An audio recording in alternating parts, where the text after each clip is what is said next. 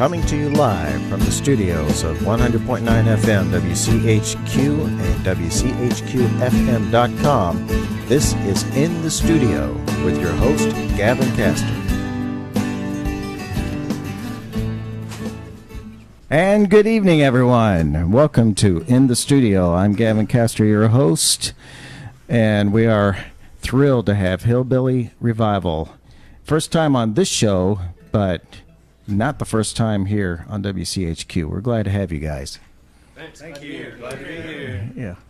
And we got this traditional bluegrass band set up. This is cool. Brought your own mic, which you call Lucille. Louise. Right? Louise. Yeah. Sorry. Yeah. The Showing my age here. Yeah. Louise, thank you. How about starting us off with the tune, and then we'll play Pass the Mic Around for some interviews. Great.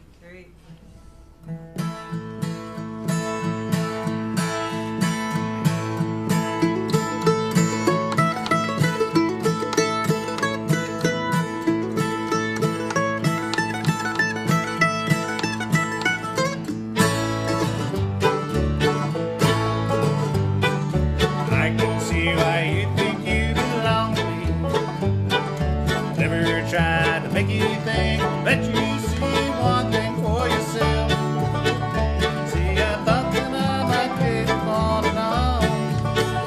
See, I thought that I might have to form my own. Paint me what you want to do. I think I could stay with you for a while if I do.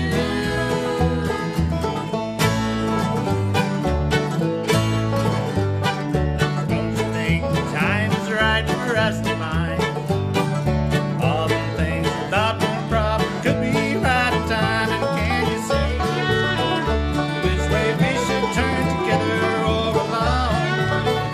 I can never tell what's right and what is wrong. Paint me what you want to do. I think I can stay with you for a while longer if I do.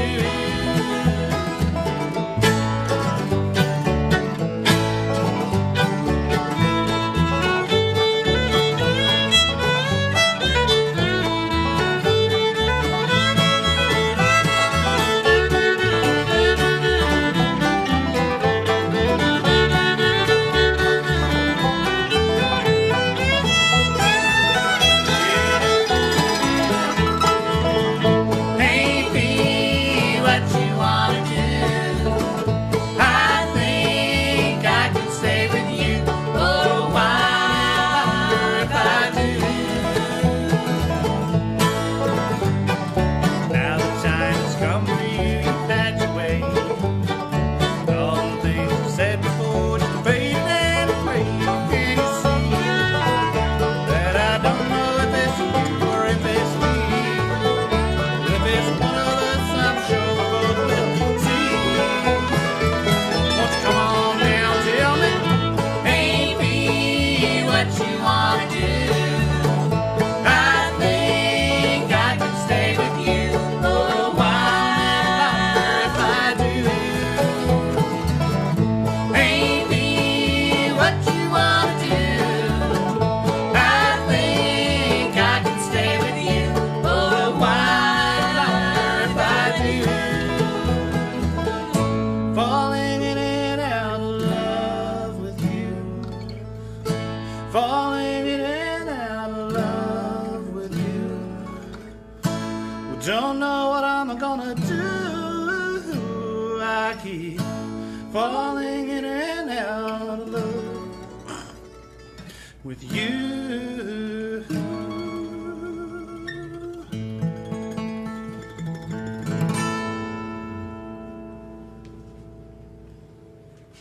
Hillbilly Revival, live in the studio here on 100.9 WCHQ. Hillbilly Revival, live in the studio here on WCHQ Louisville. I'm having a lot of senior moments tonight, folks.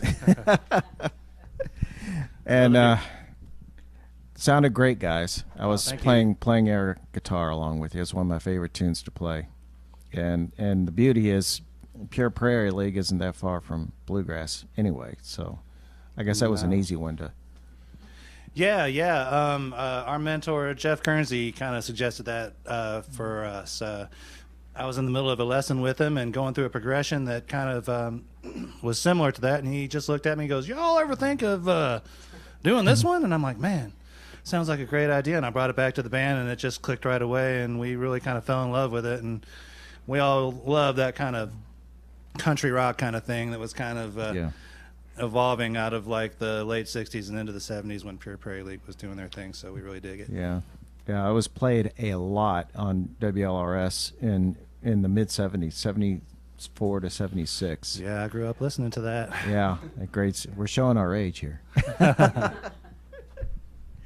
And we're talking to Mike Garau, the guitarist. Hey there. And the lead vocalist on that last song. So give us a little bit of your history there, Mike. And my name's Mike Garau, and pretty much born and raised here in the Louisville, Kentucky area. I've been a music lover all my life, but really kind of came to become a bluegrass lover, and I guess a bluegrasser probably within the last, I'd say, 15 years or so. Yeah.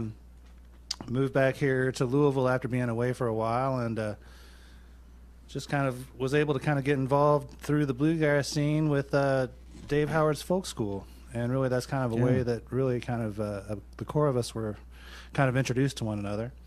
And through Dave's thing and the folk school bringing this kind of music to the Louisville community, we were able to like kind of get our groove going with this group. And we've been on a great journey ever since. Yeah. And we were talking beforehand, and we'll delve into the history of the band, but you have your second anniversary coming up in September. Yes, we do. It's gone by in a flash, I guess, because we've been just having such a great time. But it's kind of hard to look back and think that, man, it's almost been 2 years. Yeah. Well, when you have a band family like that, it just goes by quick, doesn't it? Oh yeah. We all love each other and really enjoy spending time with one another. So it's been the great thing is that the incarnation that we have now, we feel like, it's great chemistry. Everybody gets along, and it just felt right from the get-go. Yeah. When it feels right, it is right. Yeah. And we're also going to talk a little bit about the John Hartford Festival coming up next weekend, and we'll get into that a little bit more. In case you guys, your listeners, are just tuning in, this is In the Studio with myself, Gavin Castor. Our guest tonight, Hillbilly Revival. You can catch us on our Facebook live feed on the WCHQ 100.9 FM Facebook page, also the In the Studio Facebook page as well. You guys ready for another tune? Well, sure, yeah. Sounds great.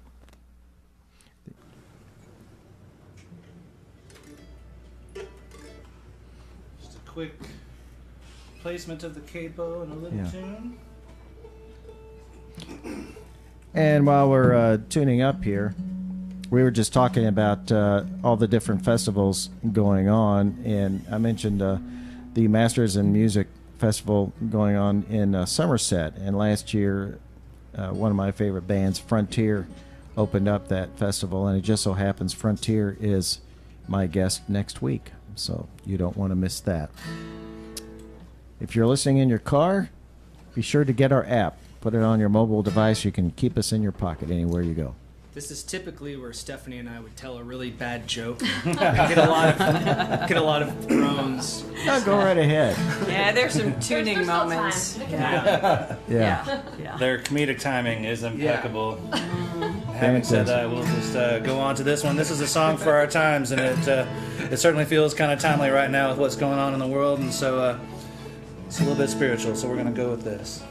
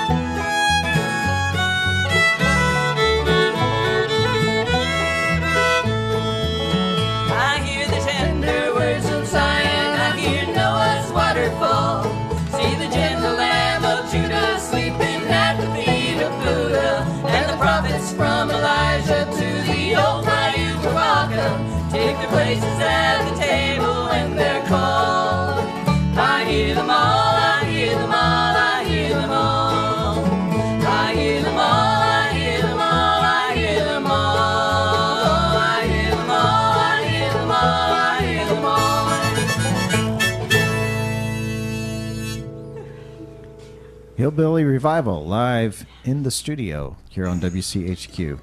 Beautiful harmonies. Thank you. Yeah. We were talking beforehand about how much you guys practice, and we're going to talk to Mickey. Mickey Nelson, banjo and vocals. Yeah, hi. That just seems Glad to be suitable. here. Yeah. But we were here a year ago, so it's like our anniversary, not here, but at the other studio. So Yeah. yeah, it's perfect. That song is kind of one of the things that I grew up in a folk music kind of scenario where I listened to a lot of Dylan and Joni Mitchell, and then Oh, wow. Crosby, Stills and Nash, and the Byrds, and all of that kind of genre that took folk and moved it a little bit into electric and a little into rock. Right. And then I had the fortune to meet some people who were very into bluegrass from York, Pennsylvania in the mid '80s, and picked up a banjo. I got to play it for about a year and a half, 2 years or so. Then I went back to work, and I mean, it wasn't off work, but it was like one of those things where life gets in the way. Yeah, And yeah. so, like Mike said, a lot of us kind of gravitated back to music that was really cool and part of Kentucky's culture by getting back to the folk school. And so that's kind of where I got interested in getting back into it. And I began to learn about jams around town and all the places that you could go and just sit in. And, you might have one skill level, you might be more advanced, and everybody's welcome to take a turn. Yeah. So that's kind of where we met and grew into this band. But one of the things we really love are the harmonies. And that's one of the things we really like about this wonderful new microphone that we have, our darling Louise. Yes. And so it gives us an opportunity to hear each other when we sing and to blend those things. So that's like our new toy, and we just love it. Yeah. Do you feel like the way you play and your musical expression has changed since you've got Louise, the new microphone? Yeah, I do. I mean, we practice a lot. And we record what we practice. We send it to each other in audio files. We listen to stuff. We have Spotify lists that we refer to so we can practice with each other when we're not physically present.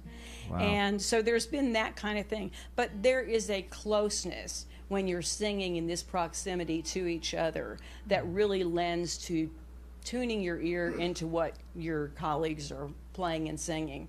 So yeah, I think it's much more intense. It's very pleasurable for us. Yeah. It's like an instantaneous chemistry building. Yeah, we really do like it. Yeah, because it brings you in, because at the old studio you were all kind of, you weren't Yeah, around we had in like a circle. 9 microphones. Yeah, we it had was 9 a little microphones. bit crazy. We got feedback like crazy, and we finally figured out how to work the board and dial that down. Yeah. But gosh, this makes life easier. Oh yeah. You just bring in your instrument and the microphone. Yeah. And the you're done. More authentic sound, just Yeah. the blending. So yeah, but we Yeah. love it. And I can tell in the vocals you guys are tighter now than Yeah, you were before. yeah. Not that you weren't good last time. You just tighter. but a year ago, I mean, Yeah. a year's worth of growth for us too. So we do enjoy each other's company. We spend a lot of time playing and needling each other and annoying each other and making bad jokes. And it's part of being a hillbilly. Yeah. Yeah. Well, what's really heartwarming though is to see your smiles as you're playing. Yeah. That's what really. Yeah. That's really heartwarming. Yeah. It, We do it because we want to. Yeah, it puts me in the mind of Alison Krauss's band, and I thought of them because Mike, you look like the guitarist lead singer for him. I'm sure you've gotten that You grief just a made lot. his day. Yeah, and he is always smiling. And they asked him that, why are you always smiling? He said, because I just love doing this. It makes me happy when I'm on the Exactly. stage with the band. Yeah. There's a lot of references to who he looks like. The last gig we played, somebody said he looked like Gerard Butler. I think I forgot. Yeah. Yeah. Not even sure who that is. Yeah, he's a stud. He's a stud. So you should He's a stud be happy. muffin, man. He Yeah. likes the Dan Kaminsky references, Yes, I though. love that. He does Yeah. like I'll that. take that every Yeah. time. Yeah. Yeah, absolutely. That's great. And you sound wonderful. We're going to do another tune, and then we're going to get into, we'll interview, I guess, Stephanie next time. But we want to make sure we take in the John Hartford. If you get on the Facebook post, where the video is, there are links to Hillbilly Revival's Facebook page, as well as their website and the John Harfel Memorial Festival that is coming up this coming weekend. So you're listening to In the Studio here on 100.9 FM LP WCHQ Louisville. Hillbilly Revival is our guest.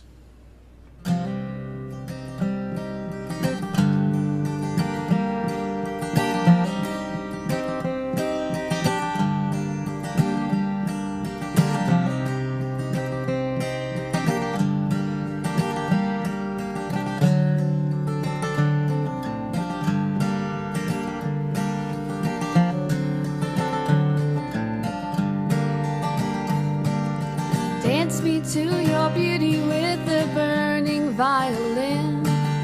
Dance me through the panic till I'm gathered safely in. Lift me like an olive branch, be my homeward dove. Dance me to the end of love. Dance me to the end of love. Oh, let me feel your beauty when the witnesses are gone. Let me see you moving like they do in Babylon. Show me slowly what I only know the limits of. Dance me to the end of love. Dance me to the end of love.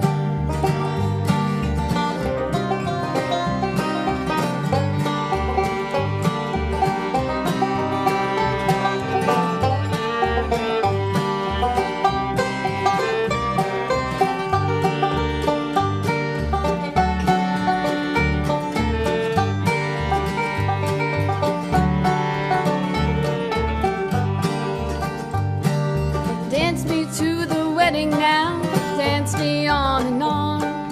Dance me very tenderly and dance me very long. We're both of us beneath our love, we're both of us above. Dance me to the end of love. Dance me to the end of love.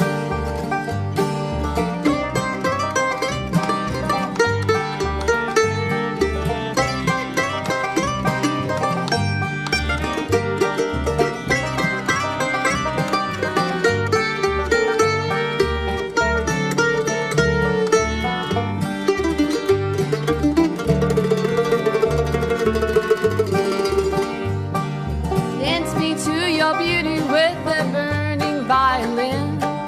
Dance me through the panic till I'm gathered safely in. Touch me with your naked hand, touch me with your glove. Dance me to the end of love. Dance me to the end of love.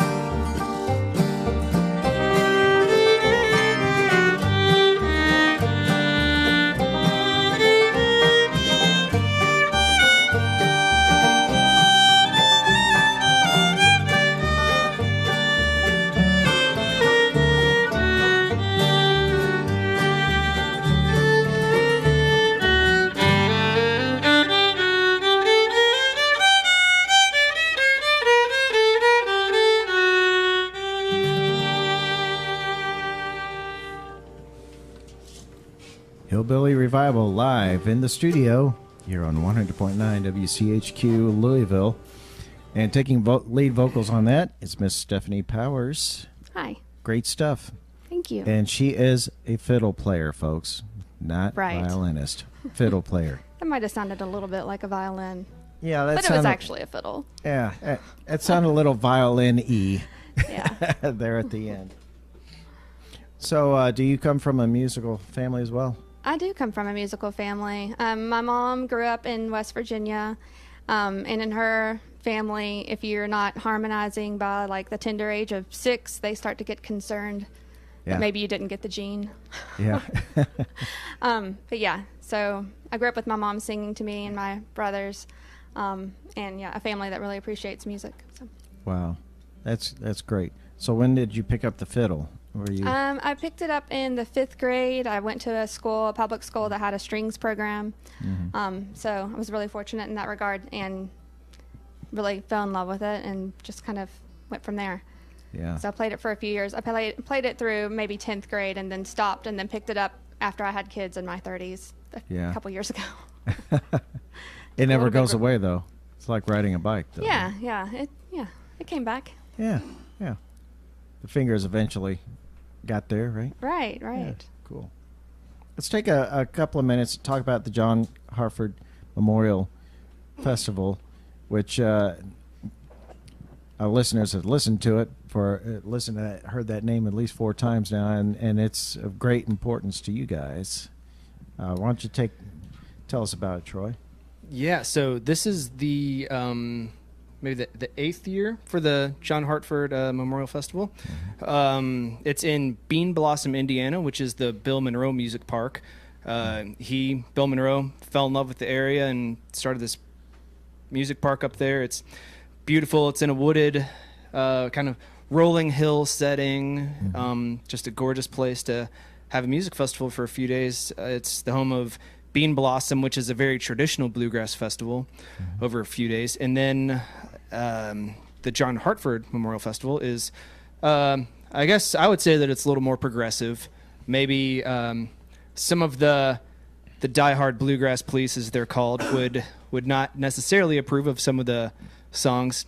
Pretty much standard bluegrass instrumentation, but maybe there would be some covers of some modern tunes, kind of like what we do. So we feel right at home there. And that would be like a festival that Sam Bush would feel comfortable in. Then exactly, right. Yeah, that's what we would say that, right? Yeah, we're right there. Yeah, so. Yeah, because they took a lot of flack in the '70s when he founded Newgrass Revival with Bela Fleck, and they're still around. Yeah, they took it to a new level. That is kind of the festival. I would say they definitely honor and respect the tradition, but they're definitely not tied to those. Not tied to that by any means, and so there's some more progressive music there as well. And it's impressive the national talent that they've got there. And they have a great campground also. It's a blast. It's a really great week up there. Yeah, I was looking at the lineup here, and there's a lot of diverse groups. Instead of just a traditional 4 or 5 piece bands, there's a lot of duos, a lot of solos, a couple of string bands from here as well. Misty Mountain String Band from here is playing there as well. Yeah, so you're in good company. Quite a few stages all going on at once, so you can get your share. And then there's also going to be a lot of people picking out in the campground. So if you've had your share of listening, you can pick a few with your friends in the campground too. Right, so. right.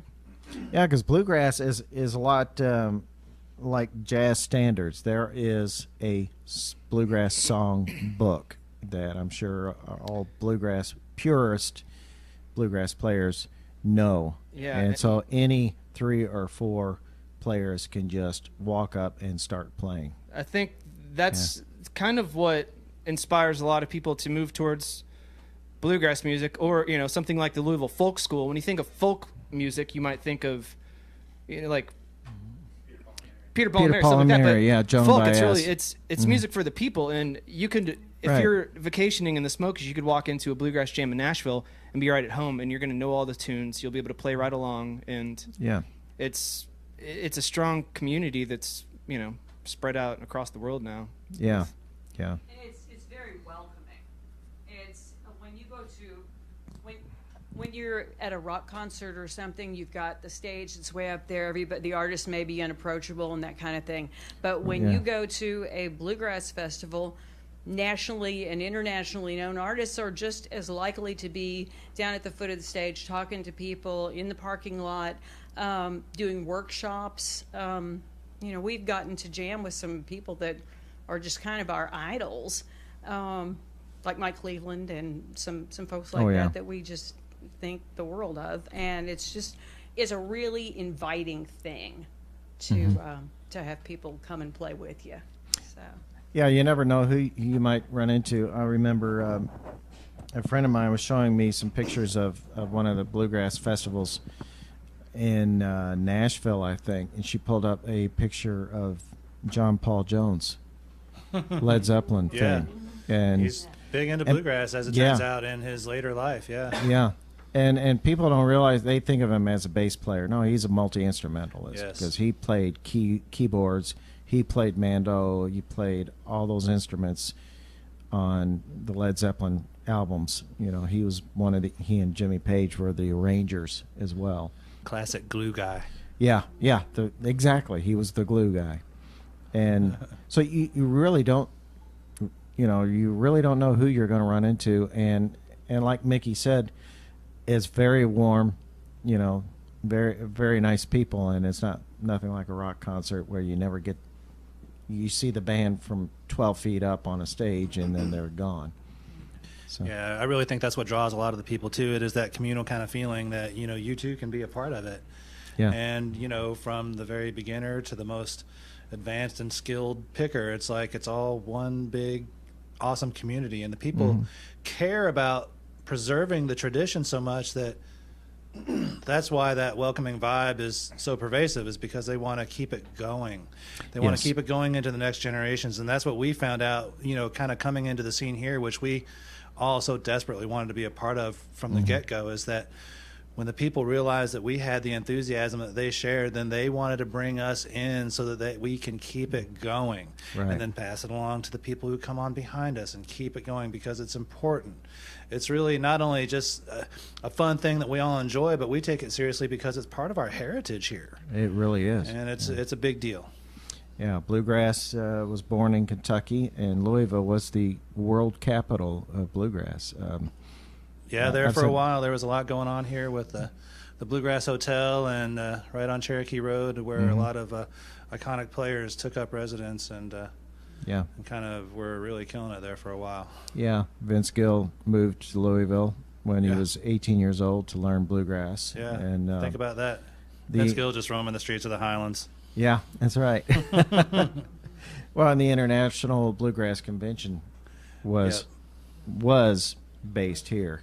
Heartbreaking that it isn't anymore. And, it really is. I still cling to the dream that one day it'll come back. Yeah, me as well. It belongs here.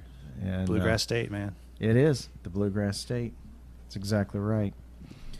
Well, I'm sure our listeners would love to hear more tunes. I love the conversation, though. Really enjoyed talking with you guys. You're listening to In the Studio here on 100.9 WCHQ. This is Hillbilly Revival.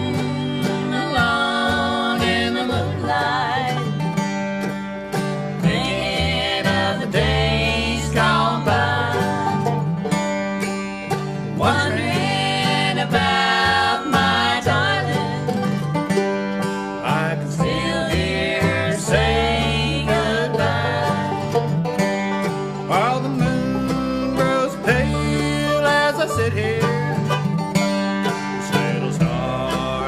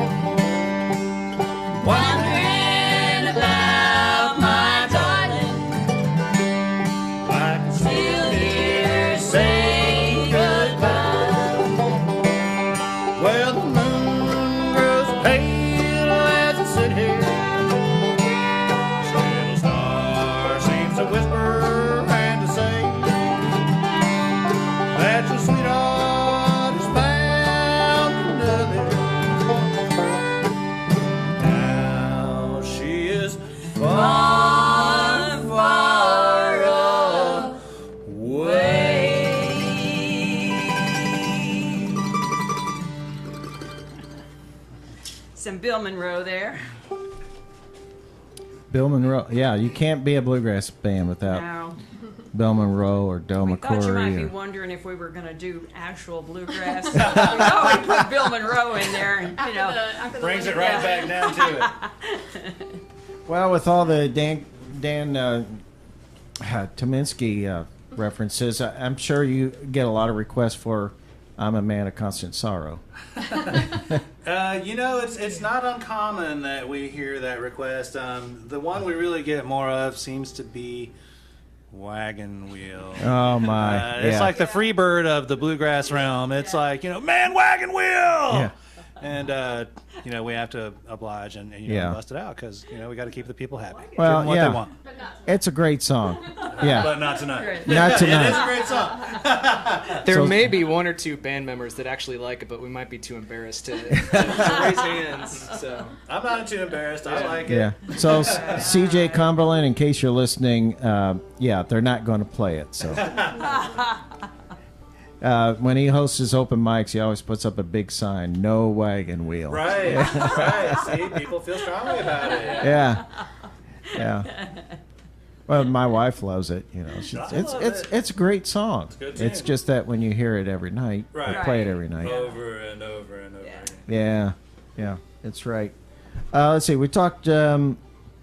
Troy was telling us about the John Hartford Memorial. Why don't you tell us some about Troy Shellhammer? Troy, where do I start? Yeah. Yeah, no, I really got serious when into playing mandolin when my daughter was born in 2012.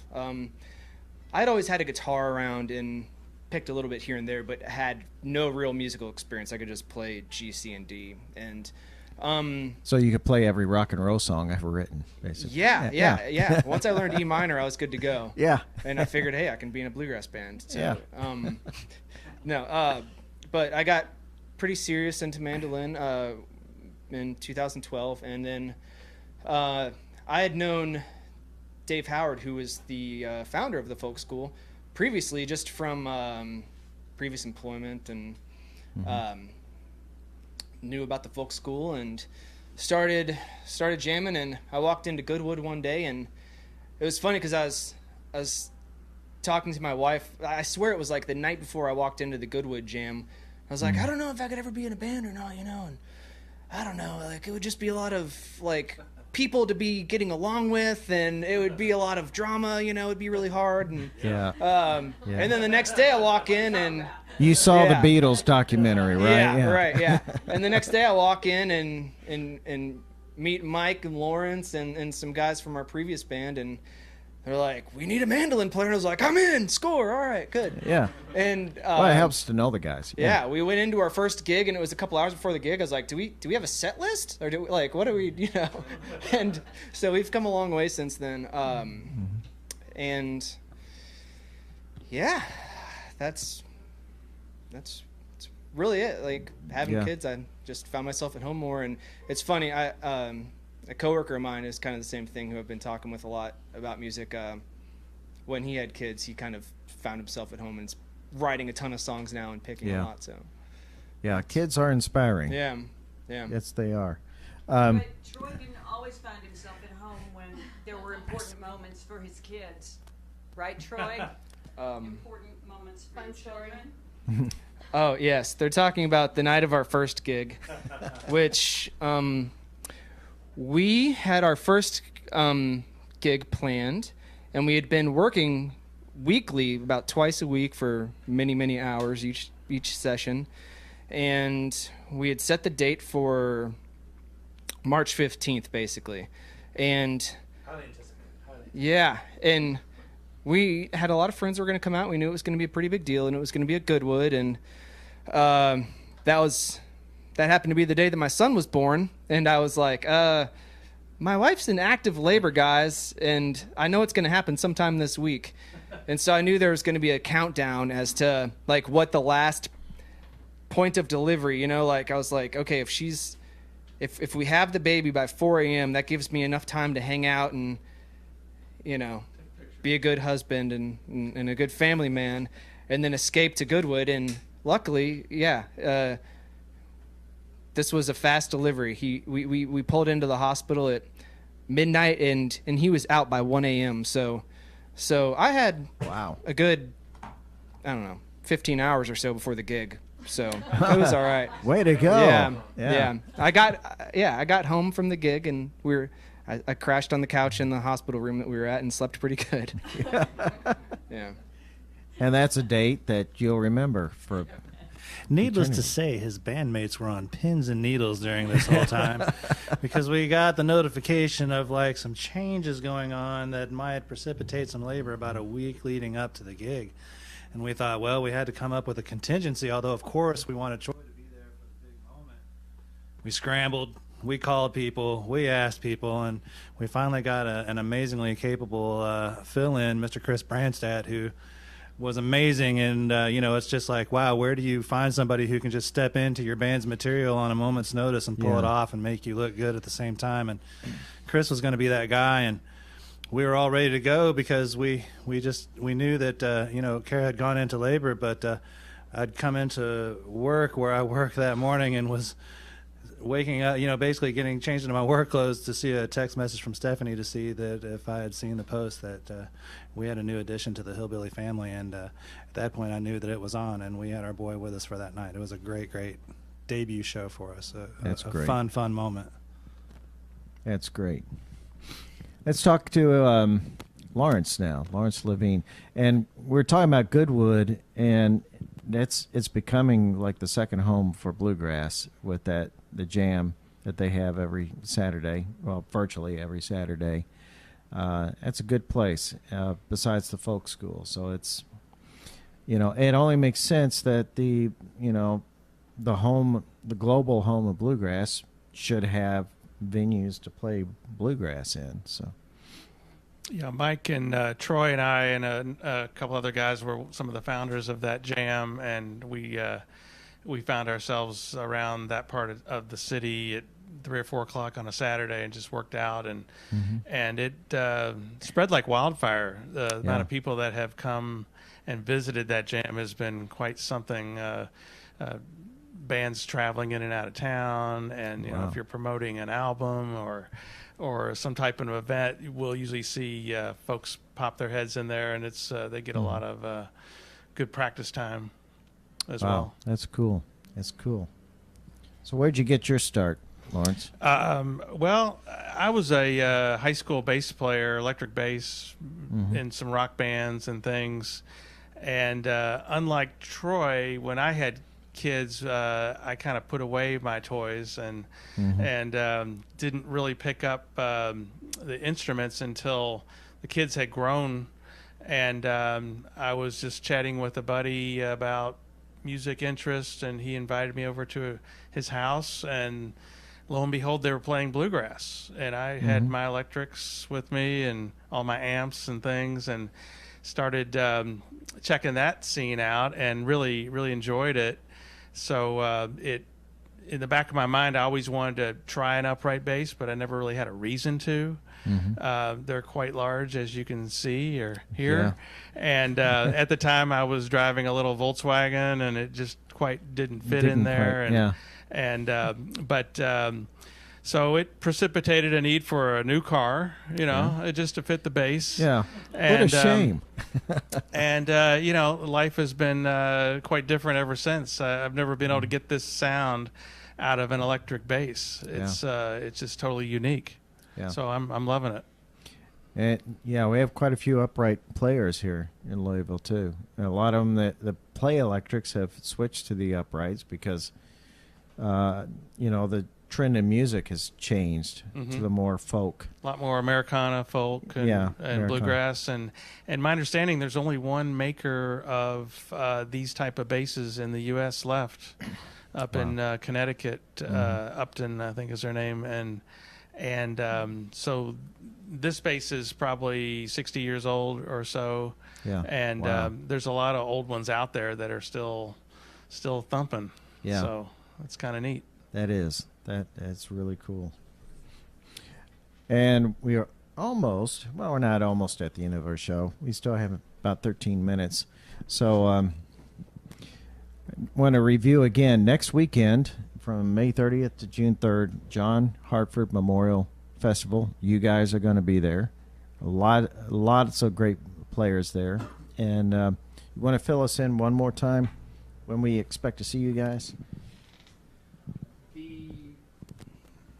I think the band competition kicks off Friday at noon. Mm-hmm. Friday at noon. Yeah, that's round one, and then it continues on into Saturday. Wow. Okay. Why don't you tell us a little bit about the competition real quick? How does that work? Several rounds? Well, apparently there were they have procured a field of bands of about 12. I think 12 is the number, whittled down from a little over 20 from what I understand. Wow. And it's pretty amazing because once the lineup was set with all the bands, of course, you had to do a little bit of stalking on the internet to see where everybody's from. And I think there are literally bands that come from as far as Utah, Fayetteville, Arkansas. Wow. I think I saw somebody from Minnesota. There's some bands from Indiana, Kentucky, Ohio. So we're really excited to be amongst this group of talented musicians, along with the internet stalking. Listen to some of their stuff. There's some really, really good talent involved in this contest. So we'll definitely have our work cut out for us in this competition. We're real excited about it, though. That's great. Just to go out there and really, more than anything, not going out there with the attitude of like gotta win it or anything like that, but just to have fun and enjoy the experience and kind of soak it all up. Yeah. And let's not forget that the winner last year was also from Louisville. Last year was actually the first band festival at the John Hartford Memorial Festival, and they were Ida Claire. And those are folks from Leah Cockrell from LaGrange, Robin Thixton on banjo, Jim Wheatley on mando, and Mark, forgive me, I'm sorry. Mark is a great bass player, and he never wears shoes, so he just wins my heart. But anyway, so they're great folks. They do original work, and you should check them out. But it's wonderful to get a chance to follow, maybe in their footsteps, at least perform on that stage. Yeah. So. Yeah, that's great. That's great. Well, we'll let you guys close out. And before we do, I just want to mention once again, next week's guest here on In the Studio is Frontier. They are a four-piece band out of London, Kentucky. And they're in my top 3 list. Everybody has a top 3 list of favorite bands. And they are really, really good. Southern rock, country, and beautiful vocals and harmonies. So Frontier next week on In the Studio. We want to thank Colin Trask, our producer, and the staff of over 40 volunteers that keep all of this going for us. And of course, we want to thank our fans, our listeners that help us keep the light on. You can go on our website, WCHQFM.com, and contribute. You can do it monthly or a one-time donation. Just click on the PayPal link. For WCHQ and In the Studio, I'm Gavin Castor. Peace to you all.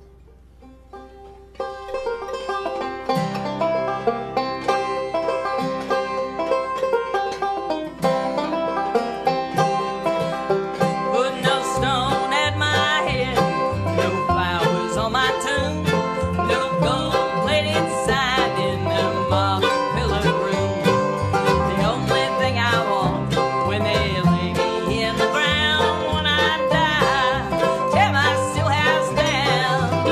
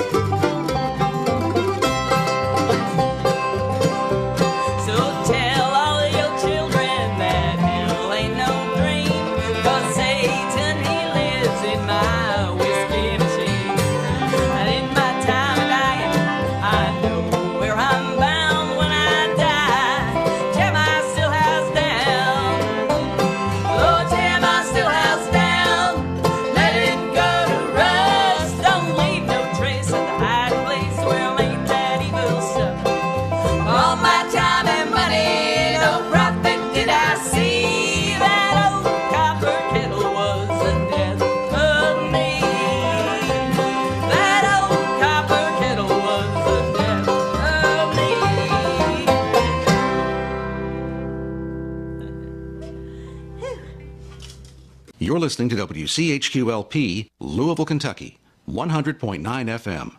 All local, all community, all the time.